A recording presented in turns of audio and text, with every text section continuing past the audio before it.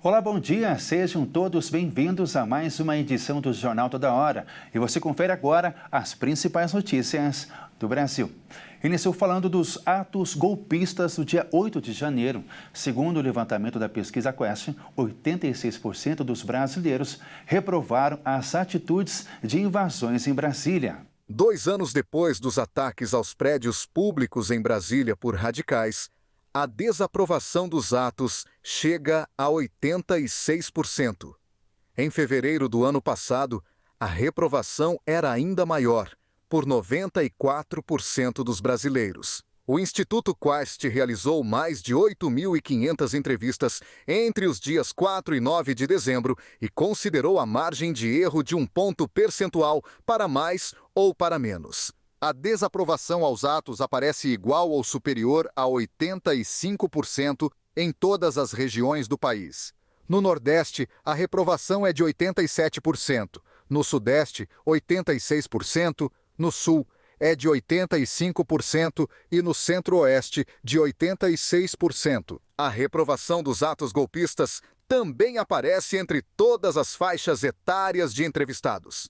Os atos que resultaram na depredação dos prédios dos 3 poderes deixaram um prejuízo material de 30 milhões de reais.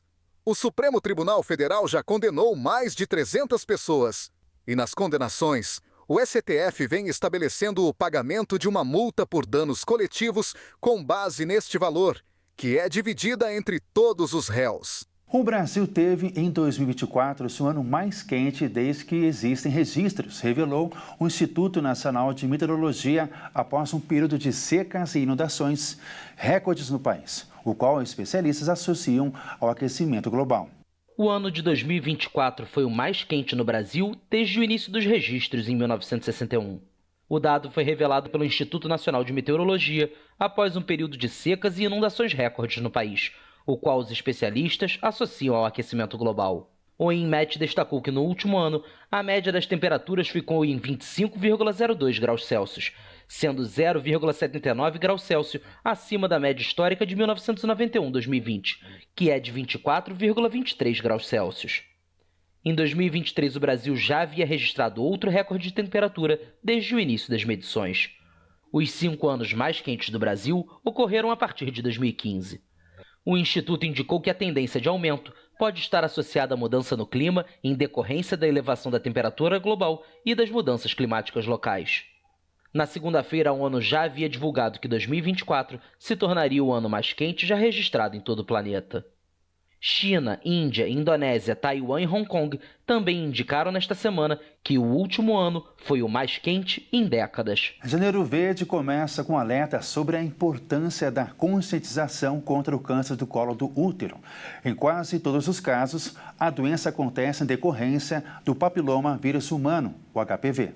Segundo o Instituto Nacional de Câncer, neste ano, cerca de 17 mil mulheres serão diagnosticadas com câncer do colo do útero no Brasil, a cada ano, o que representa um risco considerado de 13,25 a cada 100 mil casos. A infecção sexualmente transmissível é a mais comum em todo o mundo, atingindo de forma massiva as mulheres. A doença é o 3º tipo de câncer que mais afeta o público feminino. A vacina contra o HPV é oferecida nas unidades básicas de saúde de todo o Brasil, para crianças e adolescentes com idades entre 9 e 14 anos.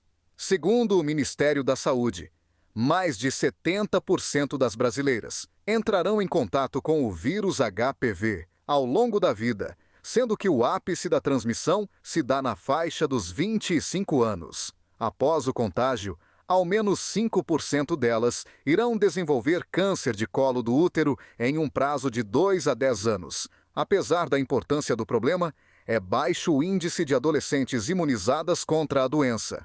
A cobertura vacinal contra o HPV é considerada insatisfatória há algum tempo. As entidades de saúde consideram ideal que as taxas sejam de 80%, tanto para as meninas quanto para os meninos, mas a realidade é outra. No Acre, apenas 33% do público-alvo está vacinado.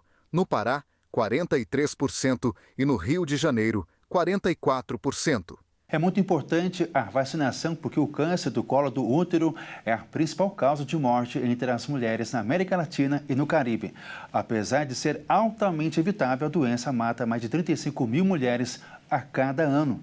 E 80% desses casos é na América Latina e no Caribe. Já começou a funcionar o aplicativo Receita Saúde, com a emissão de recibos de despesa de saúde de forma digital. A expectativa é reduzir o número de declarações em malha fina. O aplicativo está disponível desde abril do ano passado, mas o uso não era obrigatório. De acordo com a Receita Federal, até o início de dezembro, mais de 380 mil recibos de despesas com saúde haviam sido emitidos na plataforma, totalizando mais de 215 milhões de reais em valores de serviços de saúde prestados.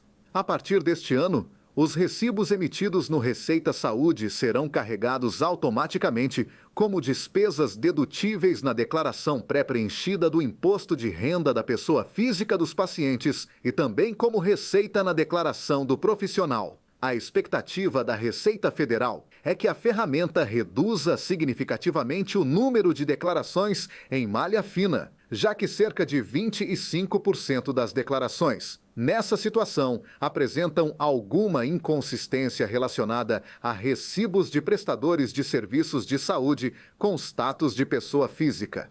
O recibo deve ser emitido no momento do pagamento da prestação do serviço. Caso haja mais de um pagamento relativo a uma mesma prestação de serviços, deverá ser emitido um recibo para cada pagamento realizado.